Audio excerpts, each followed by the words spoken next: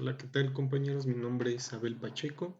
Vamos a tocar el tema de neumonía intrahospitalaria. Muy bien. La neumonía intrahospitalaria se define en tres entidades: neumonía asociada al ventilador mecánico, por sus siglas VAP, y es definida como aquella que inicia 48 horas después de la intubación endotraqueal. La segunda sería la neumonía adquirida en el hospital, por sus siglas HAP. Bueno, pongo estas siglas para que más o menos identifiquemos cuando veamos tablas más adelante estas siglas y no exista confusión. Y esta que acabo de mencionar es definida como aquella que inicia 48 horas después del ingreso al hospital. Y una tercera, aunque menos estudiada y sí delimitada en algunos aspectos, sería la neumonía asociada a la asistencia sanitaria.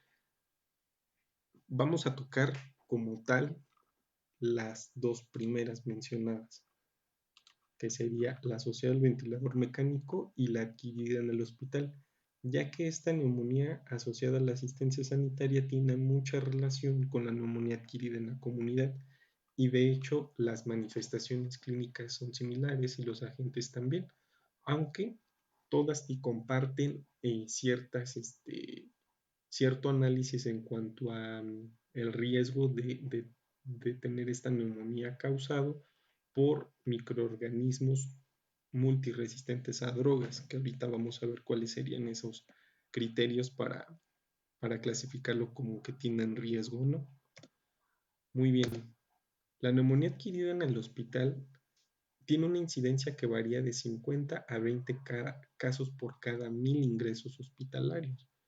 O sea, estamos hablando aproximadamente del 0,5%, aproximadamente hasta un 2% de todos los ingresos hospitalarios.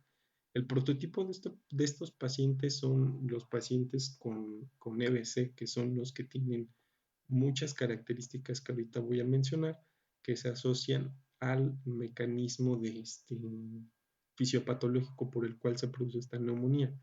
Se observan tasas más altas, por ejemplo, en ancianos, sobre todo del sexo masculino, pacientes inmunocomprometidos, pacientes que han sido sometidos a alguna cirugía, y los que son tratados, por ejemplo, con una alimentación enteral.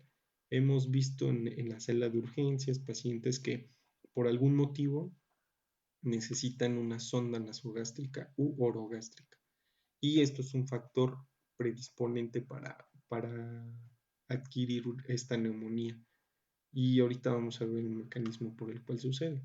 El uso de antibióticos por más de 3 meses, de hecho, es un parámetro también para considerar la presencia de un agente multiresistente a drogas. Gram negativos, Klebsiella, Pseudomonas aeruginosa, E. coli y Acinetobacter baumannii son los gram negativos más frecuentemente aislados. Y por el lado de gram positivos, se observa el Staphylococcus aureus, meticilino resistente, sobre todo en pacientes inmunocomprometidos, y se observa también a pacientes comatosos, y la presencia de anaerobios proveniente de la vía digestiva. No es por menos mencionar también la presencia de los microorganismos que ya mencionaron en la neumonía adquirida en la comunidad, como Staphylococcus pneumoniae, Haemophilus influenzae, como agentes que pudieran ocasionar este tipo de neumonía. Ahora, el mecanismo patológico involucrado de lleno a esto es la microaspiración, es decir, el paso de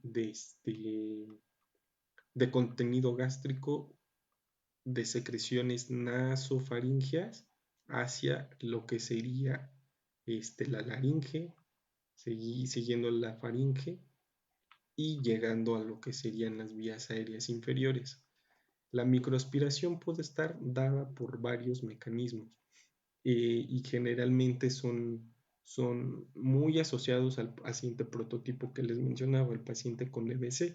Eso no quiere decir que otros pacientes no pudieran presentar una microaspiración. Por ejemplo, el paciente alcohólico, el paciente encefalópata, los pacientes que están en ayuno y con sonda nasogástrica, que ya los había mencionado, el estado mental afectado, son algunos ejemplos que ya mencioné, trastornos de la motilidad esofágica, por ejemplo, aquellos pacientes, si lo vimos en reumatología, en la esclerosis sistémica, ¿no? Que tienen muchos pacientes alteraciones de la motilidad gástrica, los pacientes con vómitos frecuentes, los pacientes con reflujo gastroesofágico, pues condicionan y aumentan el riesgo de microaspiraciones, la intubación traqueal, la nutrición enteral, que va de la mano con la intubación nasogástrica, una intubación nasogástrica que ya no es tan frecuente, pero en algunos casos pudiera suceder, colonización orotraqueal o traqueobronquial, la presencia de una traqueostomía y el alcohol. Entonces, el alcohol, si se recuerdan, lo vimos en el síndrome de obstructivo de apnea del sueño, que reduce los músculos dilatadores de la vía aérea, reduce su tono, entonces pudiera condicionar a la microaspiración. Este es el principal mecanismo que se encuentra involucrado. Ahora, no menciono, por ejemplo, la fisiopatología en cuanto a cambios histológicos o fisiológicos que suceden en los pulmones, ya que es muy similar a lo mencionado en la neumonía adquirida en la comunidad. Las fases de patinización roja, gris y de resolución también se mantienen aquí. Entonces, para no ser repetitivo, es por eso que no las menciono, entendiendo que ya quedaron claras, ¿no? Pero bueno, al igual que en la neumonía adquirida en la comunidad, se presentan datos de infección sistémica y local. Datos de infección sistémica como cuáles, la distermia. Hay que considerar al paciente que tiene hipertermia o hipotermia, sobre todo cuando coexisten otras comorbilidades, ¿no?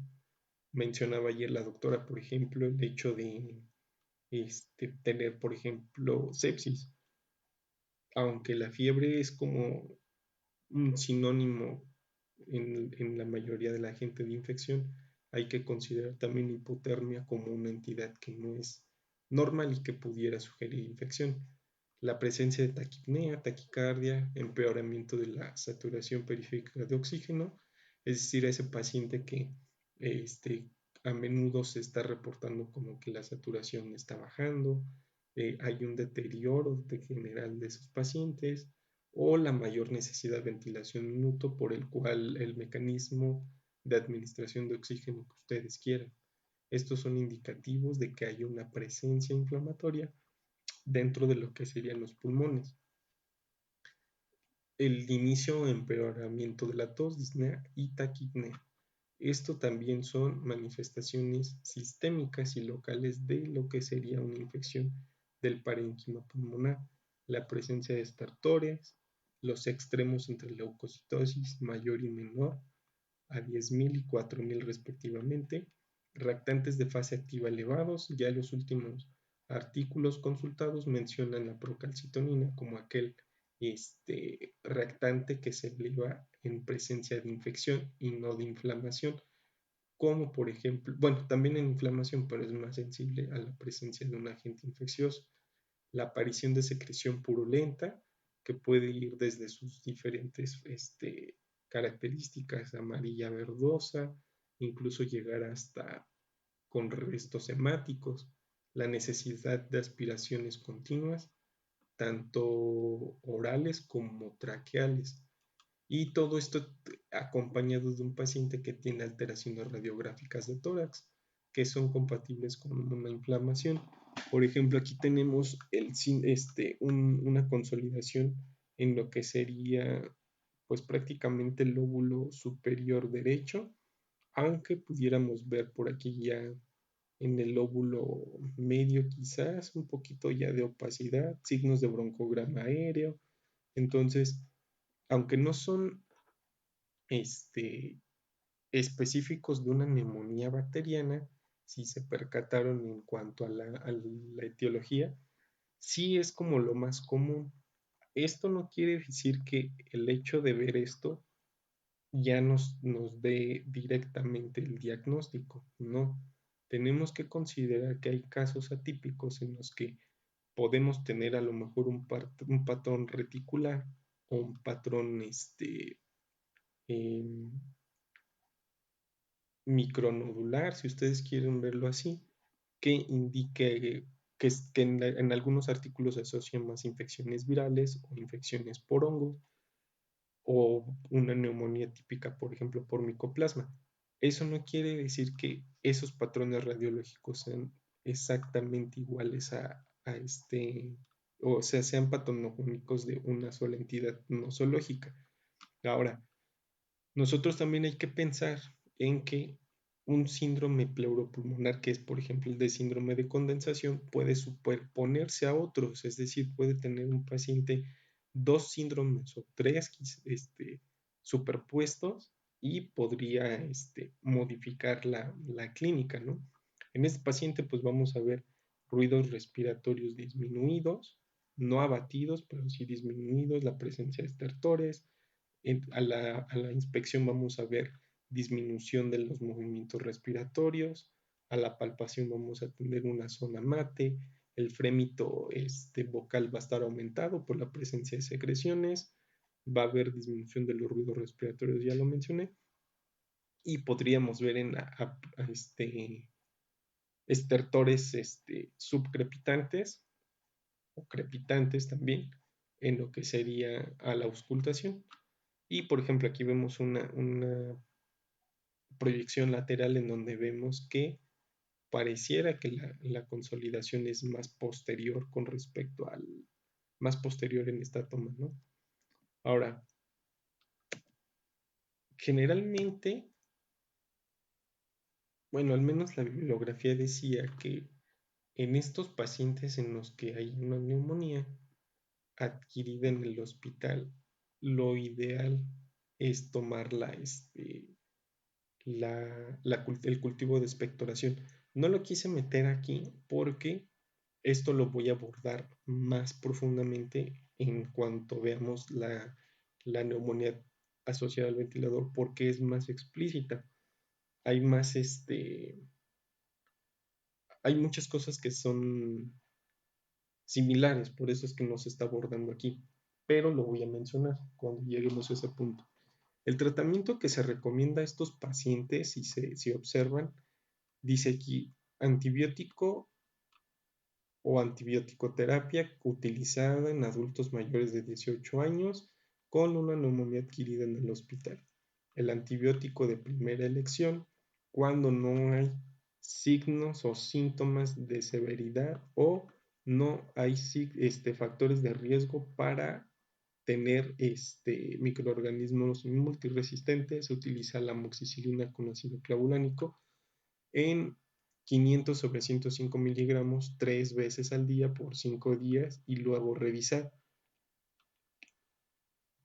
El revisar se refiere a valorar si es necesario el tratamiento más prolongado o en su defecto cambiarlo. Ahora, tenemos la alternativa en pacientes con las mismas características que no tiene signos ni síntomas que indiquen severidad ni tampoco de riesgo para resistencia, como una terapia alternativa o cuando el paciente es alérgico a la penicilina o ya se conoce como alérgico a la amoxicilina con el ácido clavulánico. Y esos antibióticos que se mencionan es la doxiciclina y la cefalexina. Son como los más frecuentes, aunque también podemos utilizar el trimethoprim con sulfamethoxazol o el levofloxacino. Ahora, la doxiciclina, aquí aparece una leyenda que me genera mucha necesidad de contemplarlo más adelante cuando veamos los microorganismos que se manifiestan o son más frecuentes en la neumonía asociada al ventilador. Y dice esta leyenda que tenemos que tener consultar a un especialista de acuerdo a la resistencia microbiológica local, es decir, debemos tener en consideración la resistencia que existe dentro de nuestro trabajo y más específico en nuestro servicio.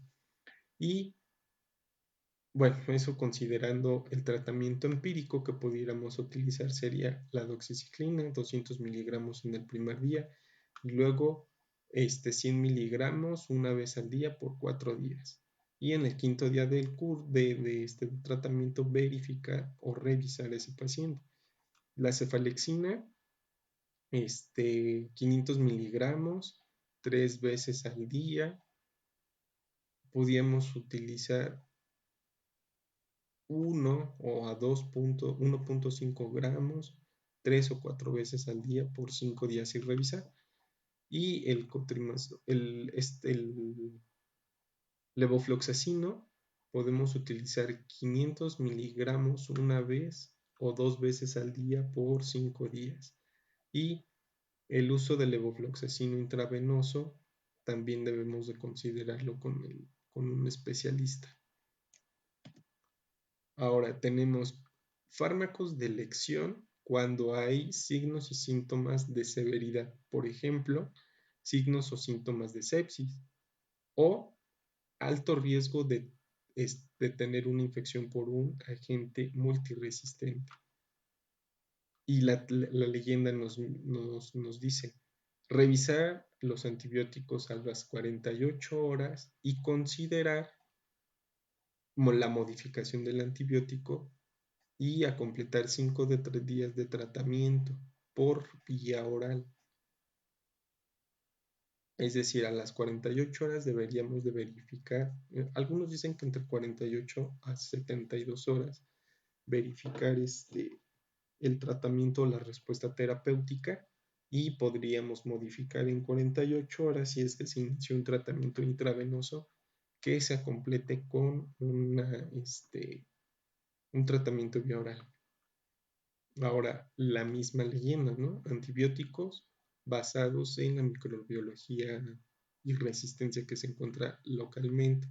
Aquí, si se fijan, ya tenemos fármacos que se utilizan para agentes multiresistentes. Tenemos la piperacilina con el tazobactam, que es de 4.5 gramos 3 veces al día y se puede incrementar, por ejemplo, a 4.5 gramos cada 6 horas en casos de infección severa. La ceftazidima, que tiene un espectro contra antipseudomona, 2 gramos 3 veces al día. La ceftriaxona, 2 gramos una vez al día. La cefuroxima, 750 miligramos, 3 o 4 veces al día. Y podemos incrementarlo a 1.5 gramos 3 o 4 veces al día en infecciones severas. El meropenem, que tiene actividad contra pseudomonas también, y recordemos que ya son fármacos intrahospitalarios, es de 0.5 gramos o 500 miligramos a 1 gramo 3 veces al día. Y la ceftazidima con un inhibidor de las beta-lactamasas como el avibactam en una razón de 2 sobre 500 gramos 3 veces al día, y el levofloxacino. Ahora, podemos utilizar una terapia dual, por ejemplo, cuando tenemos estafilococo aureus resistente a meticilina. Recordemos que una vez iniciado el tratamiento empírico, pensando en los microorganismos que comúnmente se observan no solo en infecciones pulmonares, sino en cualquier tipo de infección, podemos iniciar un tratamiento empírico, esperar el cultivo de la secreción o en su defecto del lugar que nos interesa saber por quién está colonizado. En este caso, si nosotros identificamos que hay Staphylococcus aureus resistente a meticilina, podemos utilizar una terapia dual, es decir, mantener alguno de los que estamos utilizando aquí y agregar, por ejemplo, uno de acá. En este caso sería vancomicina o teicoplanina. La vancomicina puede ser utilizada de 15 a 20 miligramos por kilogramo de peso hasta 20, 2 o 3 veces al día intravenosa y ajustarse a la concentración sérica de vancomicina. Aunque también podemos utilizar en algunos casos una dosis de 25 a 30 miligramos cuando hay personas con criterios severos de neumonía, por decir así, decirlo en bolo. Y, por ejemplo, la teicoplanina, iniciar 6 miligramos por kilogramo cada 12 horas por 3 dosis y después reducir la dosis a 6 miligramos por kilogramo una vez al día. Y el inesolid, ustedes podrían decir aquí, por ejemplo, el inesolid se utiliza ya más, hay que tenerlo en consideración ya cuando hay infecciones muy, muy, muy severas. Ahora, la neumonía adquirida en el hospital, a diferencia del, de la asociada al ventilador, se conoce menos, hay menos, como menos investigación acerca de esto en cuanto a los artículos que estuve consultando, pero sí dicen que hay ciertas intervenciones que tenemos que usar para evitar que estos pacientes pudieran adquirir la neumonía intrahospitalaria. Por ejemplo, la higiene de manos. Se dice, al menos el artículo que leí, es que decía que se ha visto mayor cumplimiento en el lavado de manos en aquellos pacientes que tienen en su cabecera un antiséptico y así como en los profesionales de salud que tienen implementado un programa de lavado de manos. Este estudio, por ejemplo, que lo saqué, es una tabla que se encuentra en un manual de la OMS para el lavado de manos. Dice de varios estudios cuál era la línea de base en cuanto a la adherencia al, al, al lavado de manos en diferentes áreas que en este caso se dieron cuenta. Por ejemplo, en la UTI, unidad de cuidados intensivos, en este caso pediátricos. Por ejemplo, aquí sería la unidad de terapia intensiva pediátrica, la unidad de cuidados intensivos, enfermería en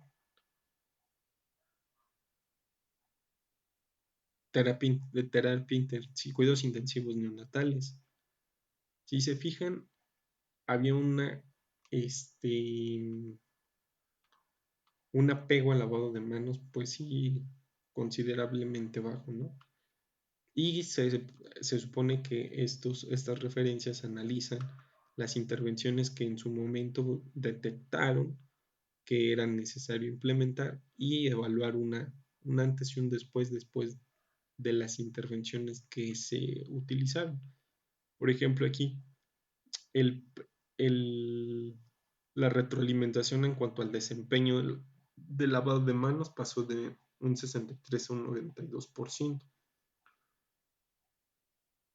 Y por ejemplo, los feedbacks, las películas, póster, folletos que se encuentran, yo creo que la mayoría de nosotros hemos sido bombardeados con esa información. Se ha visto que hay un mejor impacto en cuanto a la transferencia del mensaje acerca del cumplimiento del lavado de manos. Ahora, la higiene bucal es importante ya que se ha visto que la placa dentobacteriana de los pacientes contribuye mucho para la colonización tanto orofaringea como de las vías aéreas inferiores. Entonces aquí tenemos que usar dos mecanismos, que sería el aspirada de secreciones en aquellos pacientes que no pueden deglutir o tienen problemas para realizarlo, o los pacientes, por ejemplo, que tienen una sonda orogástrica, ¿no? que tienen un estímulo constante de cialorrea. Y lo que se ha observado es lo que les menciono, de nuevo, otra vez, que las piezas propias o protésicas son un factor potencial en el desarrollo de la neumonía adquirida en el hospital y sugiere dos condiciones. Una es el lavado bucal y la aplicación de antisépticos a base de clorexidina al 0.12%, gel de clorexidina al 0.2% o yodo povidona al 1%. Reducen la neumonía o ventilación mecánica. Se ha visto una reducción hasta del 15% del riesgo. Ahora, si se fijan, este cepillo dental tiene una característica interesante, que aunque tú estés irrigando solución, se puede conectar a un dispositivo de microaspirado para que no se vayan secreciones a lo que sería la vía aérea. Y la otra, pues ponerlo también en una posición de cúbito lateral para que por gravedad de esas secreciones lleguen a lo que sería un recipiente como un riñón y luego eliminarlas. También es importante, por ejemplo, la prevención de la disfagia, en especial en aquellos pacientes de edad avanzada y accidentes cerebrovasculares agudos. Esto mediante varios mecanismos, como puede ser la utilización de dietas texturizadas, programas de terapia de deglución, que pueden ser mediados por fisioterapeutas, alimentación no oral, es decir, la colocación de una sonda o en su defecto algunos pacientes que son candidatos a la gastrostomía o alimentación parenteral. Estímulo en frío en los pilares faciales. Esto estimula a tener un mayor tono muscular y la posición semifowler para prevenir la neumonía adquirida en el hospital no ha sido tan estudiada como, por ejemplo, en los pacientes con ventilador mecánico. Otra cosa importante también es la movilización del paciente, ya que se ha visto que tienen un aclaramiento menor de las secreciones respiratorias, por lo que es importante mantener una movilización adecuada aunque el paciente esté postrado. Aquí hay un reloj, por ejemplo, que indica cada cuánto tiempo se debería de rotar a un paciente dentro de su cama con el objetivo de evacuar secreciones. Incluso hay el drenaje postural también, que tendríamos que considerar el caso clínico del paciente por el riesgo de, este, de oclusión de otra vía aérea, por ejemplo, en el absceso. Pero aquí si se fijan, aquí empiezan de cúbito supino, de cúbito lateral, de cúbito izquierdo. De hecho, esto es un reloj que utiliza mucho enfermería. Y otras medidas preventivas ahorita, por ejemplo, en lo de COVID, ¿no? Independientemente de que el paciente esté en el hospital y se supone que tiene un área destinada a COVID, no quiere decir que no tengan riesgo, por ejemplo, de que por algún motivo esta infección llegara a un área que no está en teoría diseñada para eso, ¿no? Entonces, se supondría que tendríamos que tener varias consideraciones, tanto en el personal de salud como en el personal, los pacientes. Una de ellas, por ejemplo, es las precauciones basadas en la transmisión. Antes se conocían como aislamientos. Tenemos las precauciones por gotas y que tienen indicaciones muy específicas.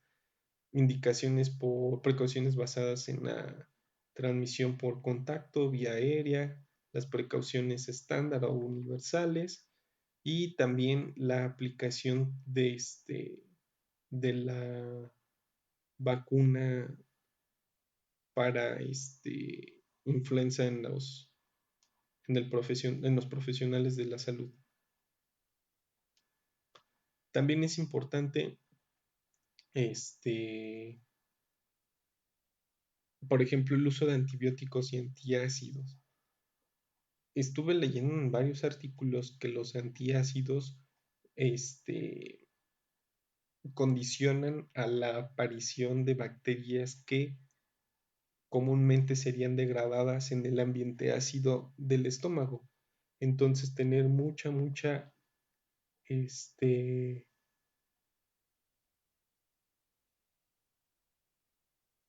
precaución en cuanto a la prescripción de antiácidos. Obviamente los antibióticos también condicionan a la aparición de bacterias, de barrer con la microflora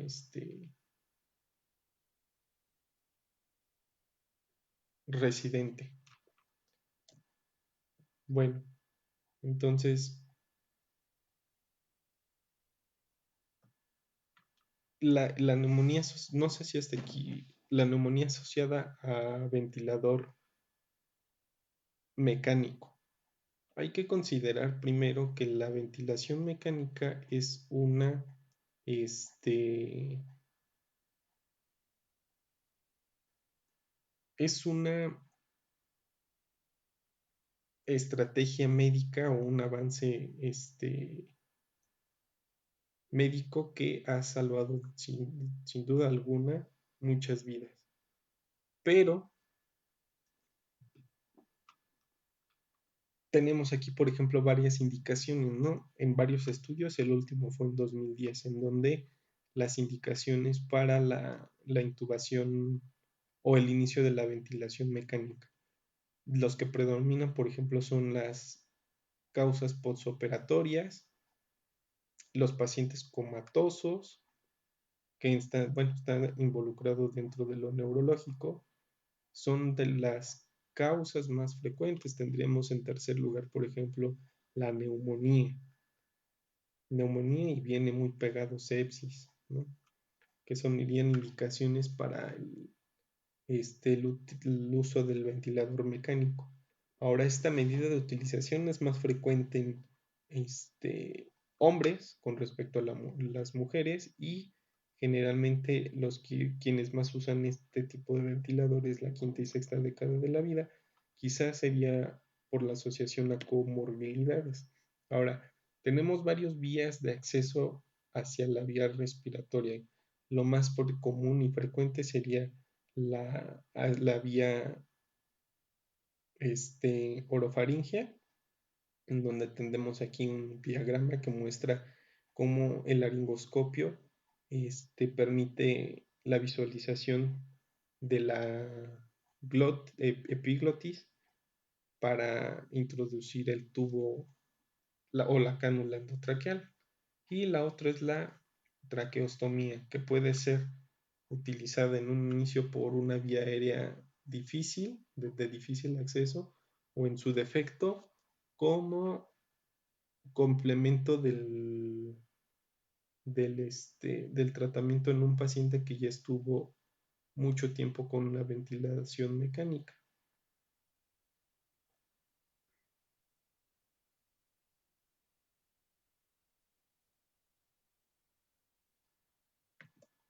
Ahora, la epidemiología del uso de ventilador mecánico en México. Aquí hacen una referencia que, a diferencia de la inyección de un catéter venoso central o un catéter urinario, que pueden ser electivos, por ejemplo, ya en un paciente multifuncionado, edematizado, en un paciente con hiperplasia prostática, que puede ser más selectivo y que en muchos casos no pone en peligro la vida si es que no se coloca. La intubación endotraqueal sí es un procedimiento de emergencia y cuya falla pone en riesgo la vida del paciente. No quiere decir que la instalación de un catéter venoso central no ponga en peligro la vida. Sí hay riesgos, pero si consideramos, por ejemplo, que el hecho de que un neumotórax se compare a lo mejor con la pérdida de la vida del paciente, pues yo creo que es más fácil resolver un neumotórax allá a revertir el proceso de muerte. Eso ya no es posible. Entonces, si vemos, por ejemplo, aquí en tres estudios iguales, dice que en un estudio con diferentes poblaciones, vemos que la edad media de intubación fue la quinta y sexta década de la vida, entre la quinta y sexta década de la vida. Las mujeres representaban un 40%, es decir, un 60% los hombres. Y los motivos, por ejemplo, de inicio de ventilación mecánica, habíamos mencionado en el estudio anterior que eran tres, si lo vemos desde el punto de vista de frecuencia. Entonces tenemos de nuevo los pacientes comatosos, las indicaciones posoperatorias, la sepsis ya rebasa, por ejemplo, a lo que sería la neumonía, y la enfermedad pulmonar obstructiva crónica también ya se encuentra entre los primeros tres. El modo de ventilación en el momento del ingreso, que es el asistocontrol, es lo más frecuente, el 66%. Muy poca frecuencia de ventilación invasiva, llámese CIPAP, por ejemplo, nebulizador. Y los desenlaces, por ejemplo, los días de intubación, la media fueron de entre 3 y 5.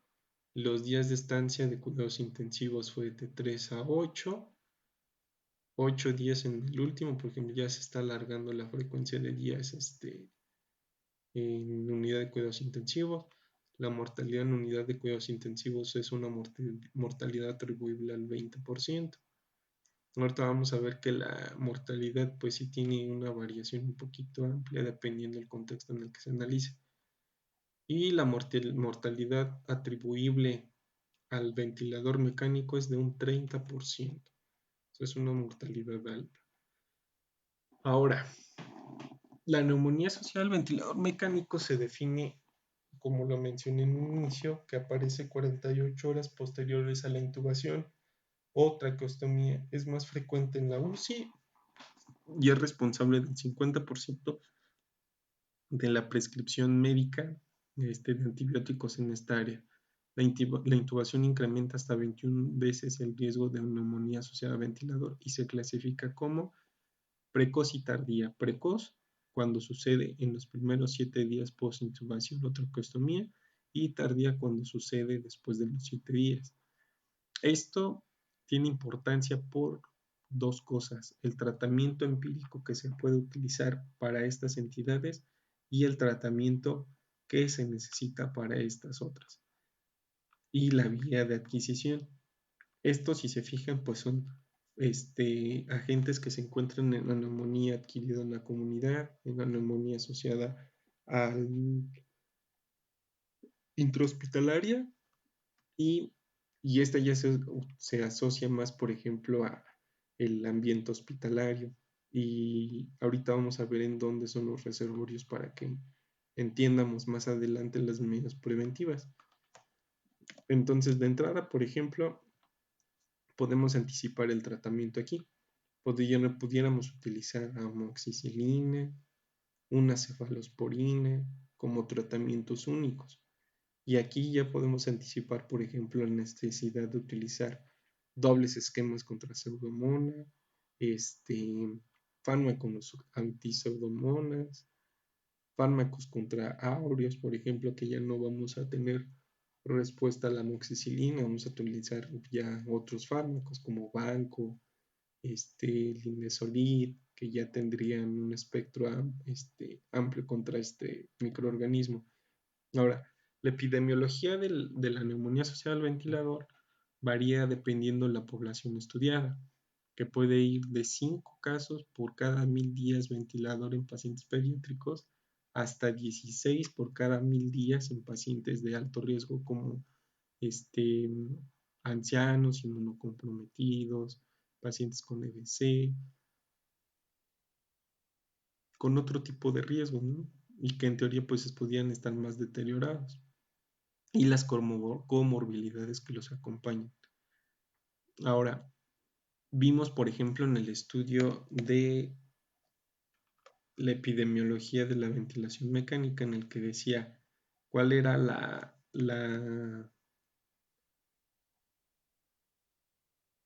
frecuencia de neumonía puede estar entre un 8 y 28% en los pacientes con ventilación mecánica, y una mortalidad atribuible al 13%, pero por ejemplo pueden ir hasta el 50%. En los artículos que leí mencionaban que puede ir hasta el 50%. Y aquí lo vemos, por ejemplo, en este estudio, en el 98 fue un 18%, que más o menos coincide con la bibliografía citada, hasta un 30%, ¿no? Es un margen amplio. Entonces, asimismo, la neumonía adquirida por ventilador mecánico tardía tiene más elevada mortalidad, y eso tiene que ver con los agentes que ya les mencioné. Y el riesgo acumulativo de desarrollar la neumonía es del 1% por día. Ahora tenemos varios factores intrínsecos que son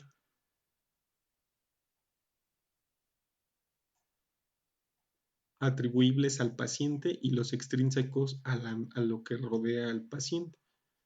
Por ejemplo, un paciente que tiene enfermedades crónico-degenerativas como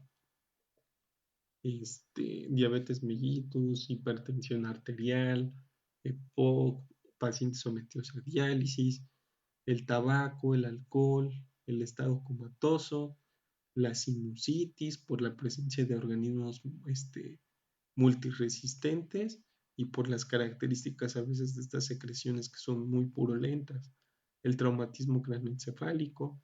Ya vimos algunas de las manifestaciones que el paciente con daño neurológico puede tener para iniciar una neumonía, la desnutrición, que está acompañado muy íntimamente con la menor respuesta inmunológica, las inmunodeficiencias, ya sean primarias o adquiridas, la colonización de la orofaringe por bacterias patógenas, la eliminación de la flora normal asociado a antibióticos, aspiración de orofaringes aspiración en la orofaringe de gran volumen. Ahorita vamos a ver un mecanismo por el cual sucede.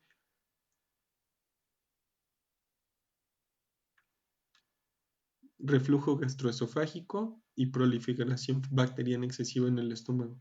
Si se fijan, son factores que también se mencionan en el otro y que incluso en la neumonía adquirida en la comunidad también tienen mucha relevancia estos factores. Ahora, los factores intrínsecos y extrínsecos. Primero y de entrada, cualquier paciente intubado, aunque lo ideal sería que no sucediera, una neumonía asociada a ventilador es algo esperado, que trataríamos de que no sucediera así, pero el hecho de que suceda no debe sorprendernos. Y tiene varias características el tubo, un tubo endotraqueal. Esto sería la carina en este esquema, por ejemplo, y el tubo endotraqueal, si se fijan, en sus dos extremos tiene una colonización y la formación de biopelículas. Es decir, un tubo endotraqueal va a estar colonizado. Pero aquí llama la atención algo, ¿no? Incluso hasta en el esquema ponen una diferencia en cuanto a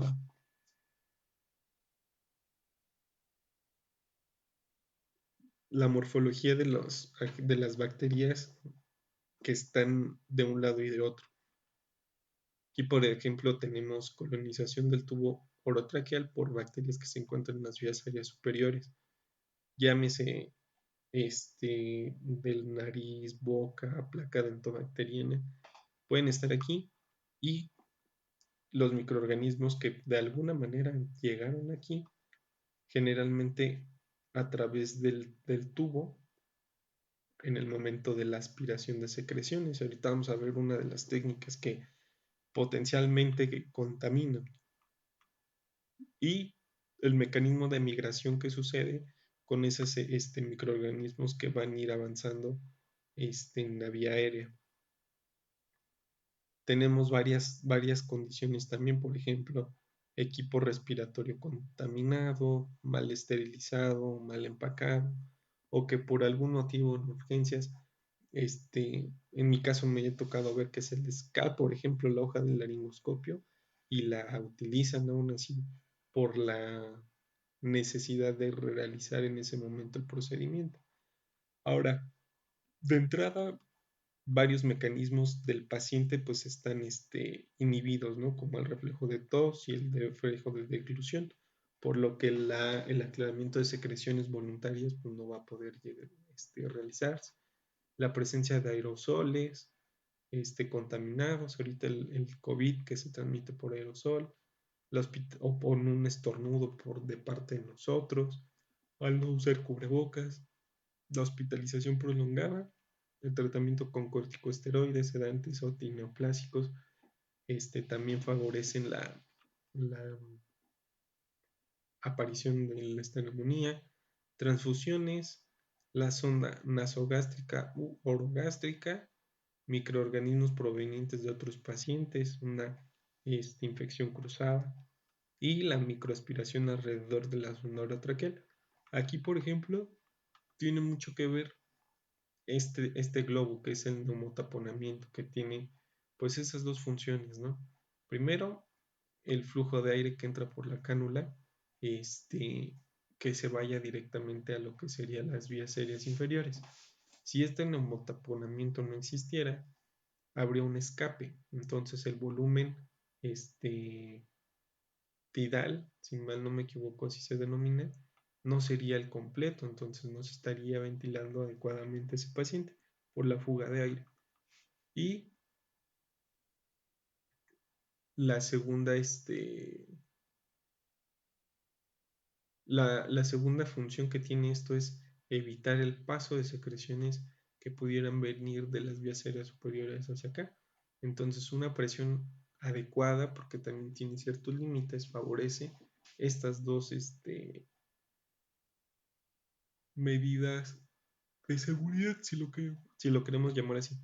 Ahora, los mecanismos involucrados en la fisiopatología son cuatro, aunque el más importante o más estudiado y el más involucrado en esto es la aspiración. La vía hematógena pues es un poco difícil, aunque sí se han descrito casos en los que hay un foco infeccioso en otro lado y llega por vía sanguínea lo que sería el pulmón, por contigüidad este, de estructuras adyacentes que estén infectadas y lleguen al pulmón. Por la vía inhalatoria, esto hace referencia a la contaminación de los dispositivos médicos para el acceso al, a la vía aérea del paciente, aunque ya esto es menos frecuente por los programas de desinfección y los materiales de consumo desechable. Y la aspiración o microaspiración dada por la presencia de secreciones a la cavidad oral. Ahora, tenemos que considerar varias cosas en cuanto a los microorganismos involucrados. Esta tabla del Harrison pone, por ejemplo, patógenos sin resistencia a múltiples fármacos y pone una serie de patógenos que se encuentran aquí, que si se fijan son muy similares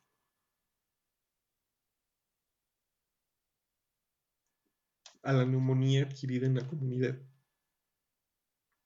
Y los patógenos que se encuentran muy vinculados con la resistencia a múltiples fármacos, como Pseudomonas, Staphylococcus aureus resistente a meticilina, Acinetobacter, enterobacterias, especies de otras enterobacterias, Proteus, Citrobacter, especies de Klebsiella,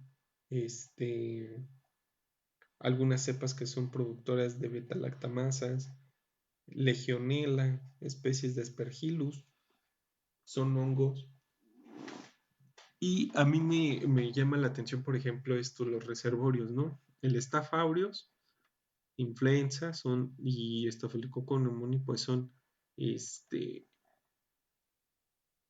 flora de alguna manera residente dentro de nuestras vías aéreas respiratorias. Entonces, la importancia de usar precauciones estándar ayudan no solo para nosotros, sino también para proteger al paciente. Klebsiella, Serratia, E. coli, Proteus, Enterobacterias y Citrobacter como parte de las enterobacterias.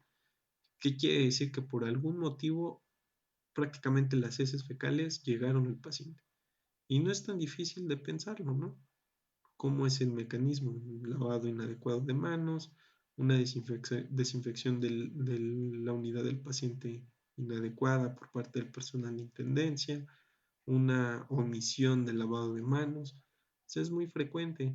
O el mismo paciente que en aquellos que no están sedados, que pudiera tener contacto con heces fecales y luego se agarra el tubo. O sea, sucede. Pseudomonas aeruginosa se encuentra en el ambiente, agua, tierra, vegetaciones, heces y vías respiratorias.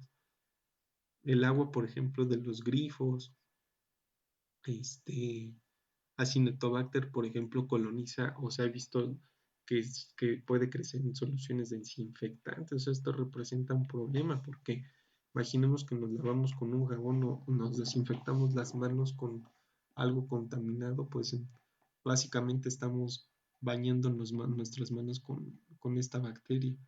Legionela encontrada en agua dulce, ríos, dispositivos de almacenamiento de agua también es importante este, considerarlo, ¿no? Entonces, si se fijan, dependiendo el agente etiológico, podemos ir más o menos identificando varias vías de oportunidad para la prevención de estas infecciones, que ese es el objetivo como tal, no llegar a la neumonía. Ahora, por ejemplo, la etiología de la neumonía asociada a ventilación mecánica.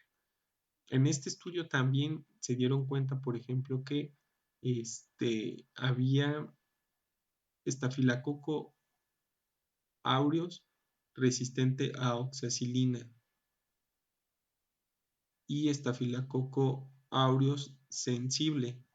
Aquí, por ejemplo, cambian la meticilina por la oxaciclina, perdón. Entonces vemos que lo más frecuente en gram positivos en estos estudios, pues es por staph sensible. La mayoría, eso no quiere decir que no tengamos otros agentes muy resistentes. Y, por ejemplo, también coincide con la etiología que les menciono. Pseudomonas aeruginosa es una de las principales, si no es que la principal, a temer o involucrada en la aparición tardía de la neumonía. Aparece Acinetobacter baumannii, las enterobacterias, fíjense, enterobacterias con un 14% que está involucrado en las infecciones asociadas al ventilador mecánico. Tenemos otras, pero ya son menos. Por ejemplo, la flora por hongos ya ha ido en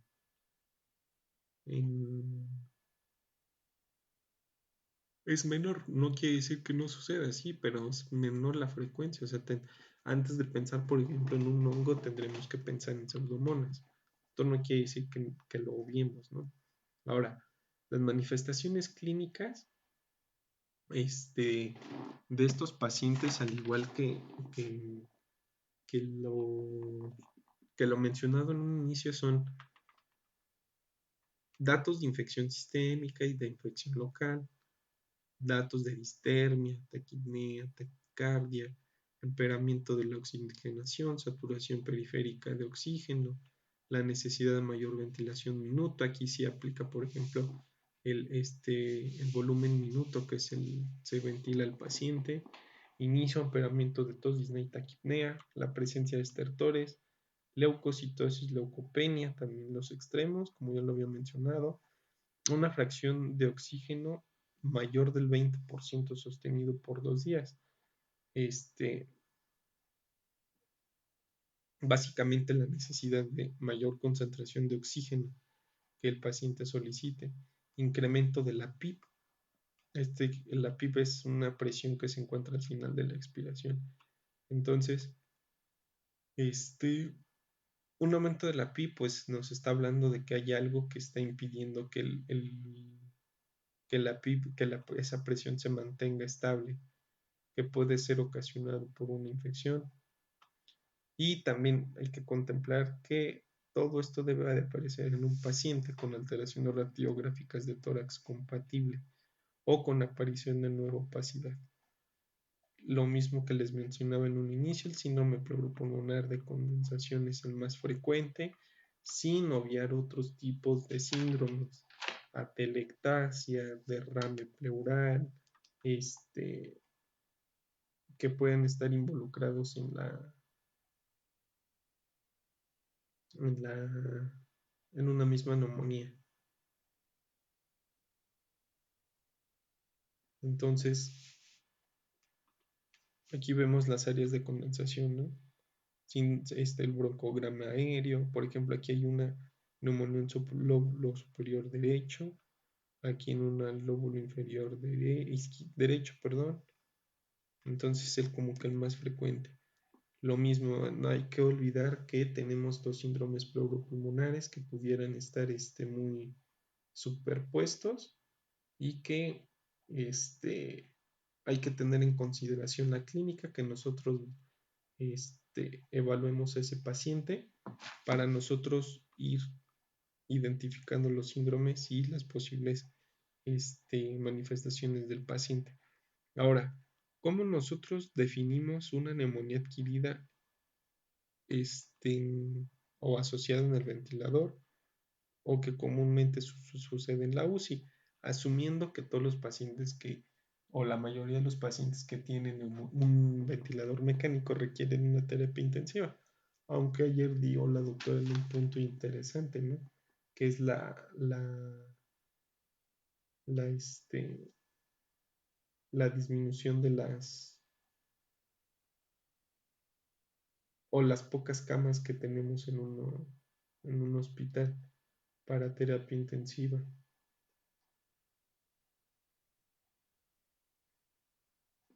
Entonces, el diagnóstico clínico dice paciente sin patología cardíaca pulmonar, una placa de tórax o un tórax o una tomografía de tórax compatible con una neumonía.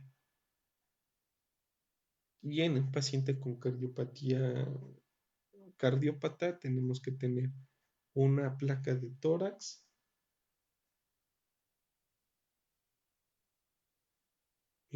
compatible con una neumonía, pero además debemos de tener fiebre mayor de 38 grados sin otro origen o los extremos entre leucocitosis y leucopenia. Y si por ejemplo tenemos un N4 o un N5, que acá se ve un cultivo positivo de esputo o no cuantitativo de muestra de tracto respiratorio o sin microbiología positiva, debemos de tener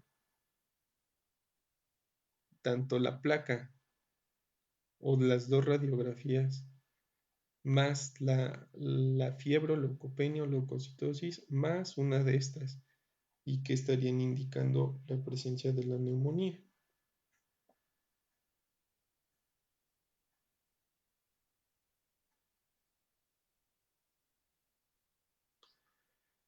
Y el diagnóstico etiológico, ahorita lo vamos a ver, dependiendo la fuente de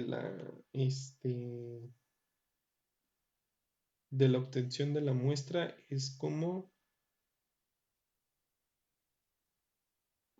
vamos a hacer un punto de corte. Por ejemplo, el cepillado protegido, el aspirado distal protegido, generalmente por una sonda se llama de telescopado. Es similar como la fibrobroncoscopía y se obtiene el material de la vía aérea muy, muy profunda.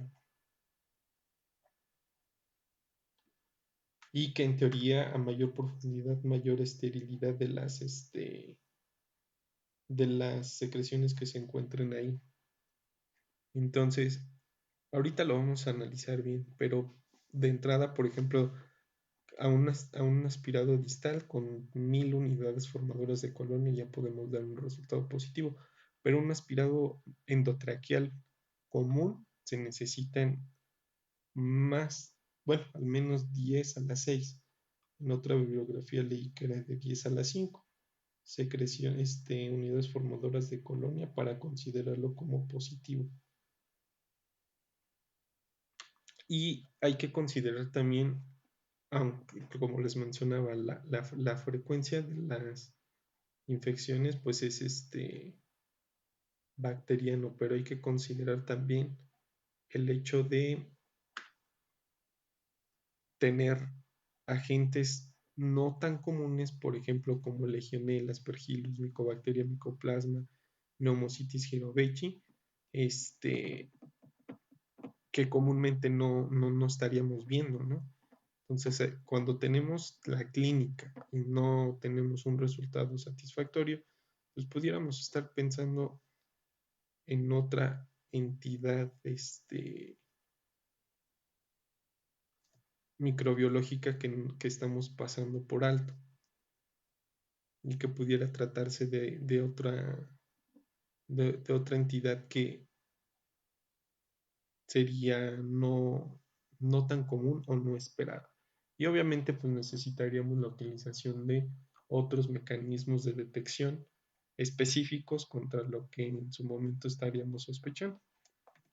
Ahora, este diagrama muestra, por ejemplo, que en un paciente que tenemos una clínica y o criterios radiológicos que indiquen una neumonía sospechosa, tendríamos que tener una placa de tórax con un infiltrado nuevo, más secreciones purulentas, manifestaciones de hipoxemia en la gasometría, que nos estaría indicando un compromiso o una alteración en la ventilación-perfusión. Y biomarcadores, por ejemplo, ya mencionados en un inicio como procalcitonina, PCR, que pudieran estar indicando un proceso infeccioso inflamatorio. Lo ideal sería obtener la secreción, o más bien lo que se debe hacer es obtener la muestra para mandarlo a cultivo y iniciar el tratamiento empírico. Ahora, si hay criterios o factores de resistencia a a múltiples, no, si hay criterios de riesgo para microorganismos multiresistentes cuando aparece mayor a 5 días, vamos a inferir el agente nosológico. Ahora, la obtención de muestras ya lo había mencionado. Esta es una expectoración pues, que se ve comúnmente, ¿no? Y lo que se recomienda es hacer el diagnóstico etiológico antes del tratamiento empírico, sin que esto signifique el retraso en el inicio de la administración. O sea, tendríamos que obtener esa muestra lo más rápido posible. Por eso nos dan estos criterios y lo más fácil es un aspirado traqueal, pues obtener esa muestra, mandarla a cultivo e iniciar inmediatamente el tratamiento empírico. Ahora, hay que considerar varias cosas, que los signos clínicos que es en sujetos con respirador que tienen fiebre, leucocitosis o ambos signos pudieran denotar otras causas que también pudieran estar originando un cuadro similar. Por eso es que, aunque la clínica diga, por ejemplo, que tenemos neumonía, o más bien los laboratorios digan que hay una neumonía, pero la clínica no nos queda muy claro, o la radiografía de tórax no demuestra una infección como tal, pero aún así tenemos datos de laboratorio que indican infección, pues hay que buscarle otra cosa, ¿no? O en aquellos casos en los que el paciente tiene dos focos infecciosos, quizás sí resolvamos uno, en este caso la neumonía, pero el otro pudiera ser el que está mm, originando todas estas alteraciones. Entonces hay que considerar otras infecciones en aquellos pacientes en los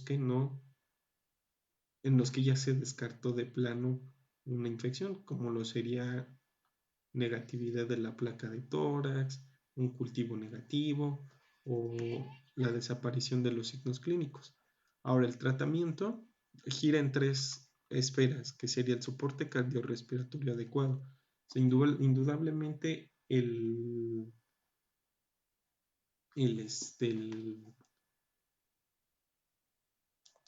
continuar con la terapia ventilatoria es indispensable para el paciente. Una reducción del crecimiento bacteriano mediante antibióticos y las terapias coadyuvantes son interesantes y ahorita las vamos a ver. Ahora, las directrices. Lo importante aquí es iniciar un tratamiento de manera temprana que tenga un impacto positivo en la supervivencia del paciente y en la reducción de costos. Una paciente que se encuentra con una neumonía intrahospitalaria prolonga la estancia hospitalaria, asumiendo costos y riesgo potencial de mortalidad. El microorganismo a sospechar depende de los factores de riesgo para tener uno que sea resistente a múltiples drogas o no. Ya revisábamos, por ejemplo, los criterios de factores de riesgo para patógenos multiresistentes. Y ellos son algunos. En esta tabla se ejemplifican tratamiento previo o antes de los 90 días de iniciar la neumonía con antibiótico. Hospitalización por más de 5 días en un periodo de 3 meses atrás, en los últimos 3 meses. Encontrarse en un hospital o en una unidad con alta resistencia a antibióticos. La presencia de factores de riesgo para neumonía hospitalaria. Y se fijan, les mencionaba que los factores de riesgo son similares. Estos son por ejemplo, hospitalización por más de 2 días en un periodo previo de 3 meses. Tratamiento intravenoso, incluido antibióticos, diálisis o procedimiento de diálisis en un periodo menor a 30 días. Algún familiar afectado con una infección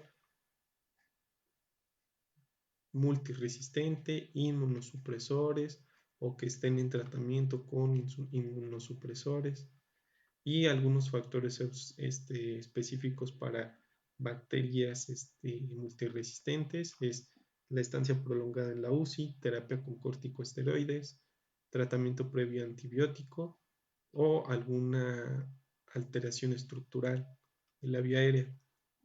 El coma es el más frecuente en Staphylococcus para aureus, traumatismo craneoencefálico, diabetes mellitus, falla renal. Para Streptococcus pneumoniae utilización de antibiótico previo, contacto con algún niño con una infección respiratoria por ser uno de los agentes nosológicos más frecuentes, la legionela, que está asociada a las neoplasias, en especial las hematológicas, y los tratamientos con corticosteroides, y con los anaerobios, los pacientes que tienen microaspiraciones o tienen riesgo de aspiraciones, son algunos factores para indicar que tienen riesgo. Aquí si me equivoco con uno que dé positivo para el riesgo, ya básicamente se considera un paciente con riesgo. Ahora, la vigilancia epidemiológica, según la OMS, de microorganismos multiresistentes a drogas. Por ejemplo, tenemos aquí prioridad clínica, Cinetobacter baumannii, resistente a carbapenémicos, Pseudomonas aeruginosa, si se fijan son microorganismos que encontramos en la neumonía asociada a ventilador en la forma tardía, Enterococcus faecium, Staphylococcus aureus, Helicobacter pylori, Campylobacter salmonella, Neisseria gonorrea. Ya no son agentes propios de la neumonía, pero sí lo que quiero que vean es que, por ejemplo, estos dos sí representan una prioridad en cuanto a reducir la resistencia. Por ejemplo, para Klebsiella, una enterobacteria en México, si vemos, por ejemplo, que es un agente frecuente o que se ve en las neumonías y que quisiéramos utilizar basado en este monitoreo microbiológico una cefalosporina de tercera generación, pues sí tendríamos que pensarlo, ¿no? En relación a la resistencia que en este estudio demuestra. Este es del CONAMED, un aproximado de un 55% de resistencia frente a otros, por ejemplo los carbapenems, van en ascenso. Las polimixinas apenas están en ese estudio, no se sabe, bueno, no especifica si no se incluyó en los años previos o hasta apenas ese año es cuando se empezó a monitorear. Pero ahorita voy a hacer un comentario acerca de este medicamento de las polimixinas. Vean la amoxicilina con ácido clavulánico también van en ascenso su resistencia. Las fluoroquinolonas también.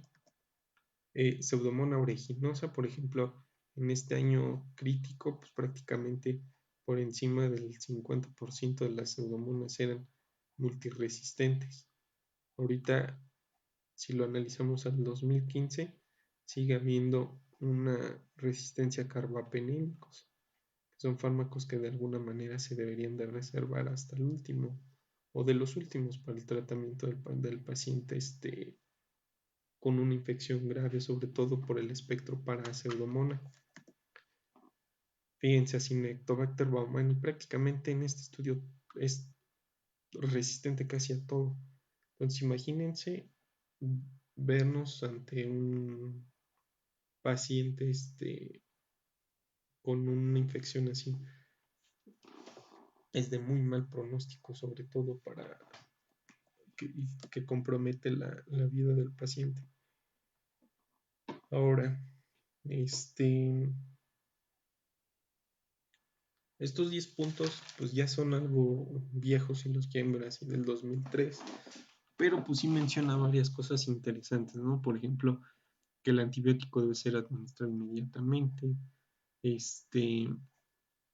Vimos, por ejemplo, que la doctora que nos mencionaba que con la tinción de Gram, al ver, por ejemplo, diplococos en una meningitis, pues podrías iniciar tratamiento ya dirigido. La prescripción del antibiótico puede ser modificada por los resultados microbiológicos y debe de ser así. La prolongación del tiempo con tratamiento antibiótico no previene las recurrencias, es decir, podemos tener pacientes multitratados de una infección, sobre todo, por ejemplo, los pacientes que son de estancia prolongada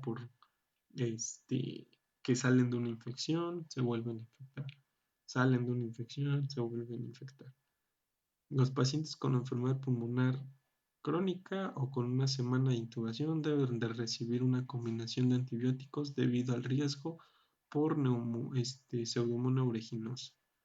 El estafilococo aureo resistente a meticilina es muy frecuente en pacientes comatosos y no se debería sospechar en ausencia de antibiótico-terapia previa. El cándida es generalmente un colonizador. La administración de vancomicina para gram positivos se asocia a un mal pronóstico por la resistencia. Ya son gram positivos muy resistentes.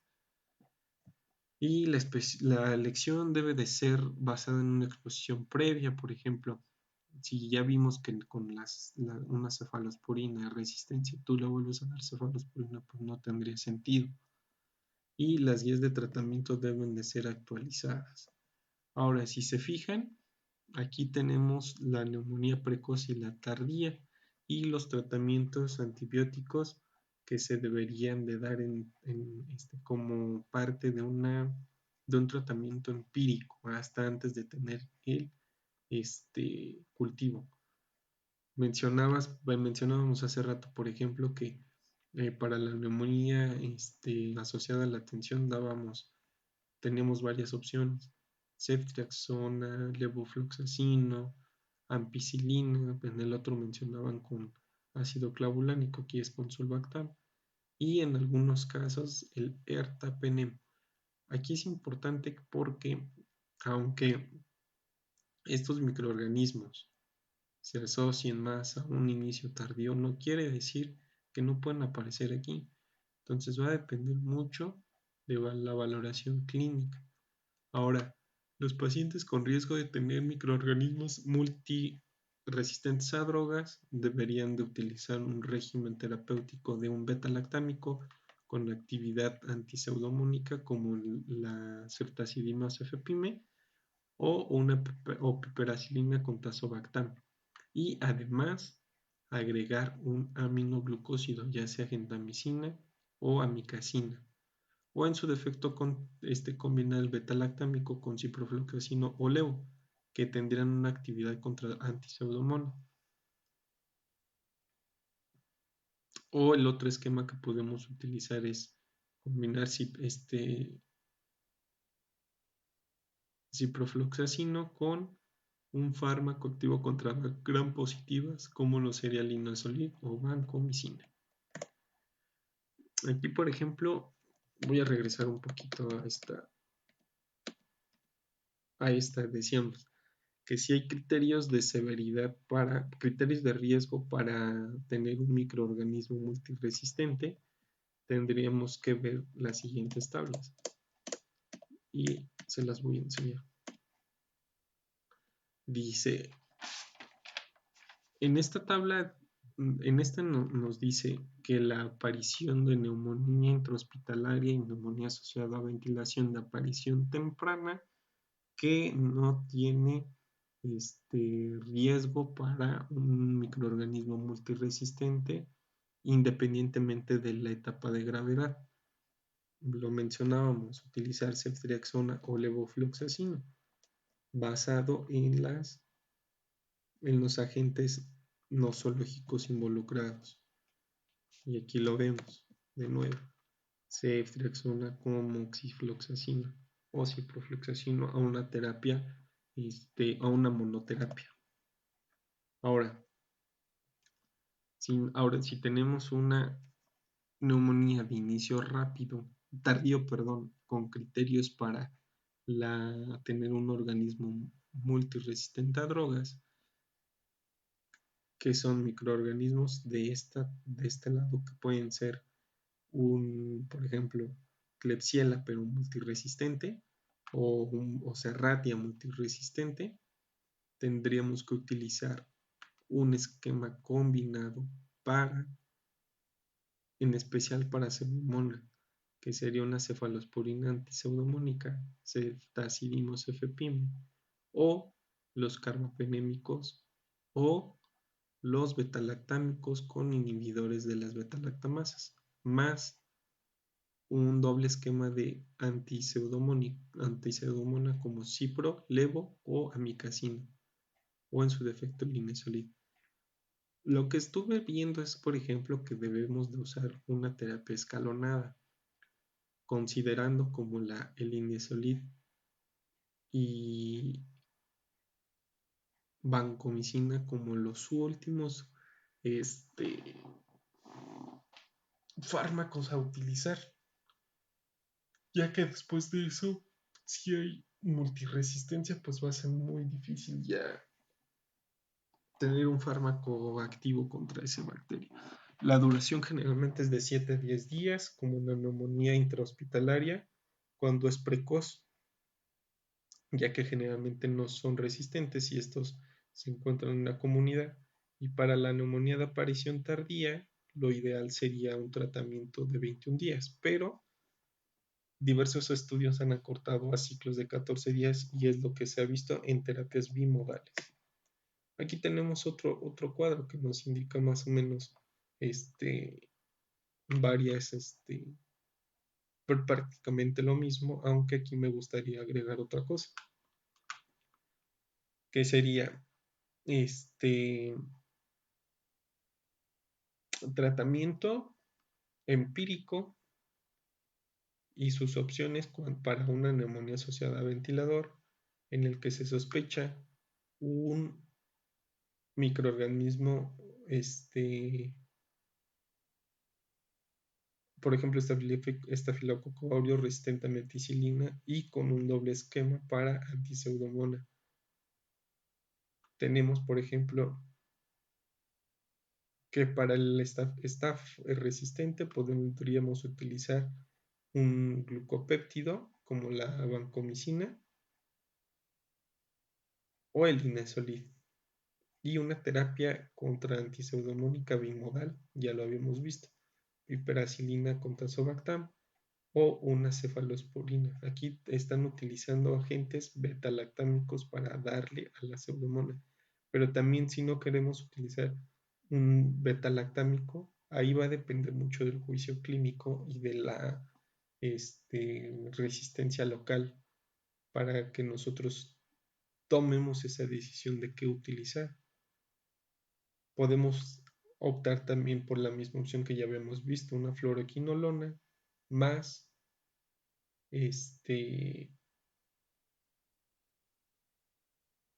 un aminoglucósido, y ya en casos, creo que es de la última opción, casi el uso de la colistina por el riesgo de nefrotoxicidad y los riesgos, los efectos adversos que provoca. Y que ya cuando llegamos a la colistina tenemos que considerar este, varios factores, por ejemplo, la,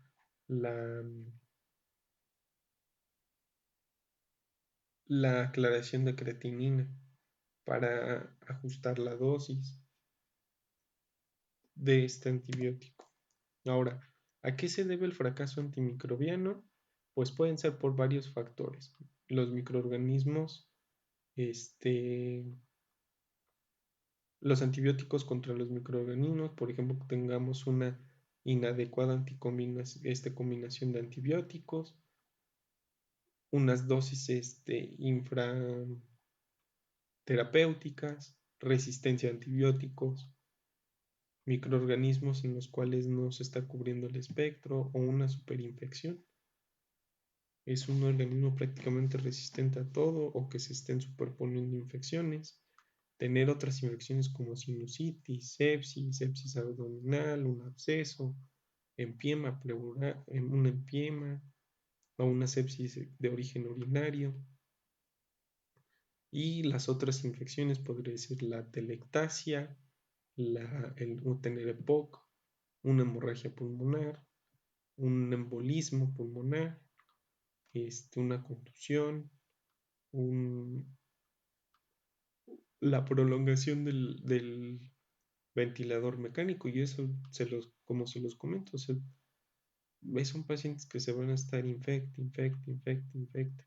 Una respuesta inflamatoria sistémica incrementada, la edad avanzada, enfermedad pulmonar crónica. Y aquí les traigo, por ejemplo, un caso típico, ¿no? Esta paciente llegó en diciembre. Ella es secretaria. Llegó por haber tenido un antecedente de cuadro gripal. Se pensó que era influenza. Y a las 2 semanas aproximadamente llegó con debilidad muscular, cuadriparesia. Llegó a urgencias, la regresaron a su casa y volvió a regresar ya con pérdida de la movilidad y tono muscular de las 4 extremidades, con dificultad para respirar. Y le detectaron, bueno, ya se sometió a estudios y le dieron el diagnóstico de síndrome de Guillain-Barré. Entonces esta paciente lleva desde diciembre hasta la fecha. Es una paciente ya multitratada, que ya no va a recuperar movilidad, no tuvo una respuesta adecuada al tratamiento inicial, que fue con inmunoglobulina. Entonces esta paciente, si se fijan en sus notas, dice IBU multidrogo resistente, lo que veíamos, ¿no? Es una IBU que no tiene, prácticamente es resistente a todo. Asistencia mecánica ventilatoria, ha estado 6 meses con ventilador. Ahorita ya tiene una traqueostomía, una gastrostomía, tiene anemia. Y, por ejemplo, quiero que vean esto.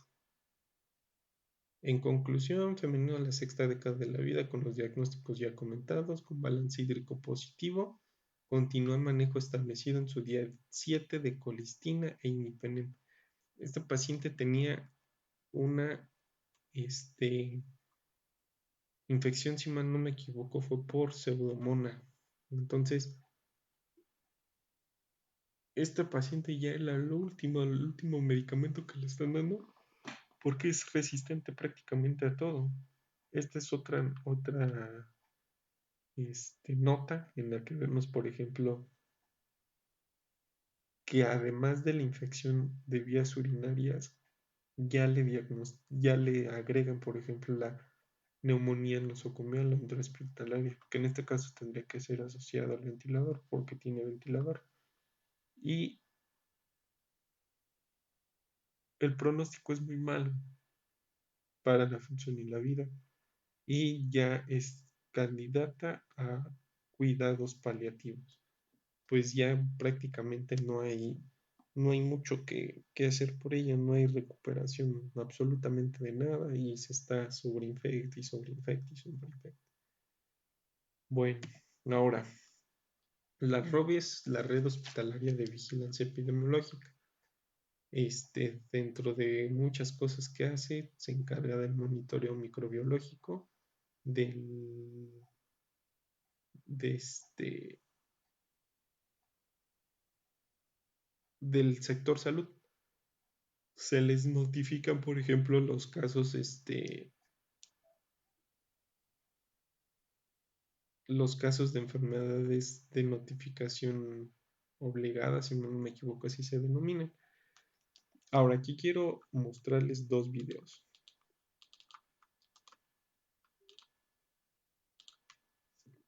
Permítanme un segundo.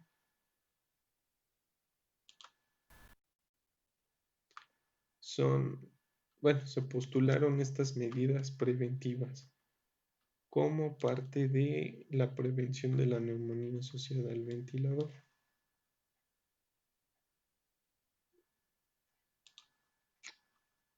Okay. Vamos a ver el primer video. Lo que quiero que observen es no evidenciar lo malo que está ahorita, por ejemplo, en el sector salud, sino los riesgos que implican algunas técnicas que desafortunadamente pues se siguen haciendo por infraestructura, por recursos, por lo que ustedes consideren del sistema de salud de este país, ¿no? Entonces, permítanme.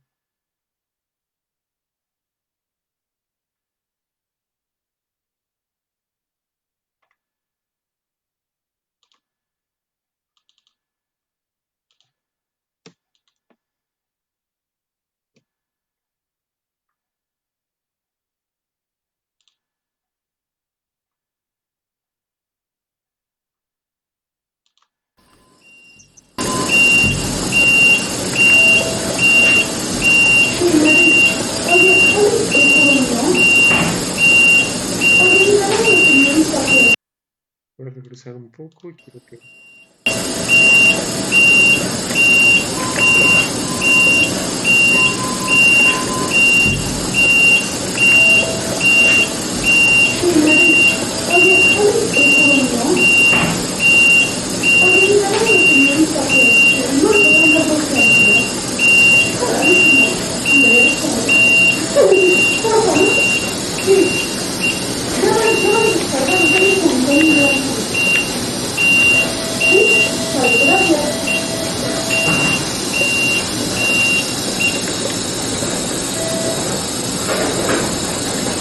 ¿Cuál es ese link? Yo lo tengo todo.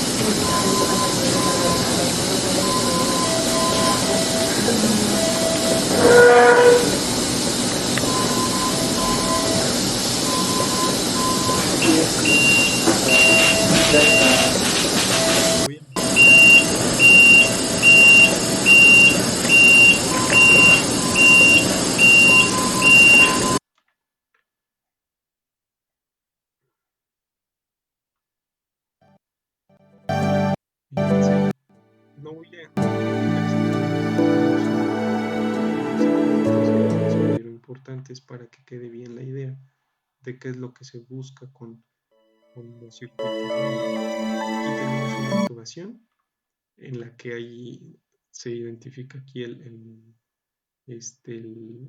la boquilla y el flujo de aire que se está ventilando al paciente. Ahora, cada vez que se deshabilita el circuito el paciente que puede el paciente puede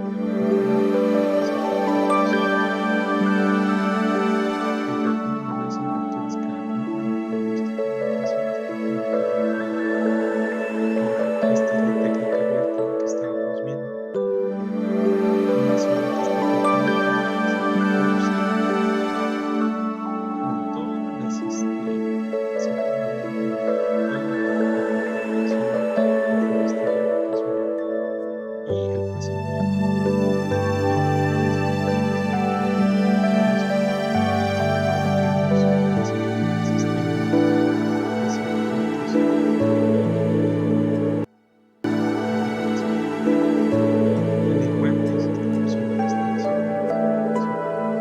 la que va a hacer las primeras situaciones.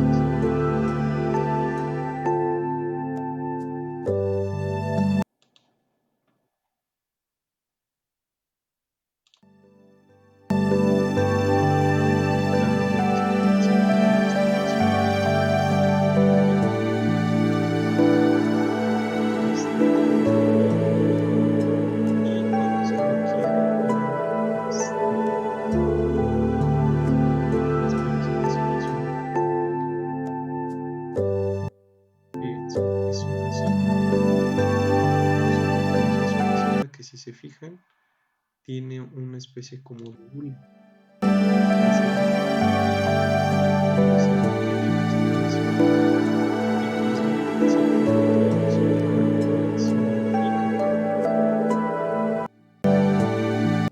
Es decir, llegar a lo que sería la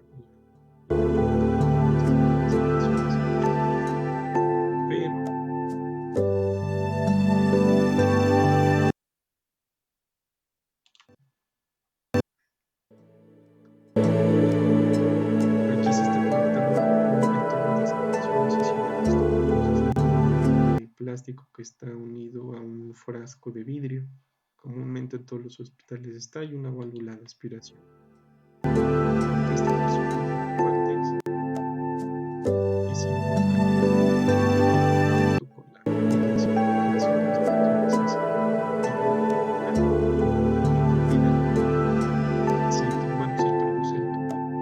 Esta es una vista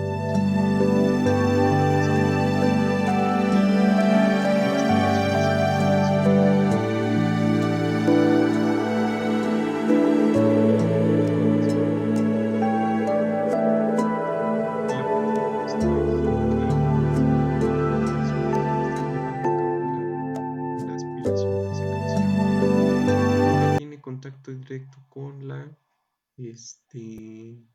sonda para aspirar, ya que trae una especie, un protector que evita que se tenga el contacto inserto. Toda el protector. Están los guantes, nunca se reduce el pivot, se reduce lo mínimo y nunca hay esa posibilidad del reflejo del tos del paciente, tanto contaminación para el personal como contaminación hacia el paciente. Eso era lo que me interesaba ver, las dos opciones para que ustedes las vean. Ahora, dentro de lo que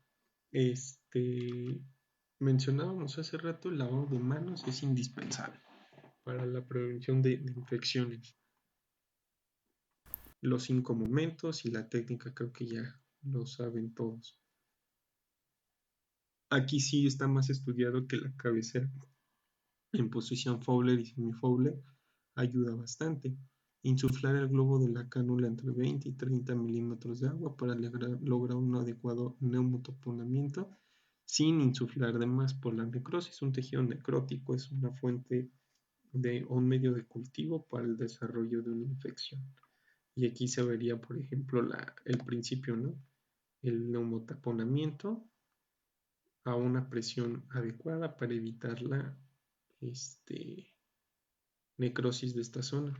El uso de clorexidina o solución salina para el aseo oral, el drenaje de secreciones con sistema cerrado, ya lo vimos. El uso de humedad también favorece la movilización de secreciones. Profilaxis para úlcera péptida y trombosis venosa profunda es indispensable también. Recordemos que ya vimos que la trombosis puede generar infarto pulmonar. Desinfección del material y equipo.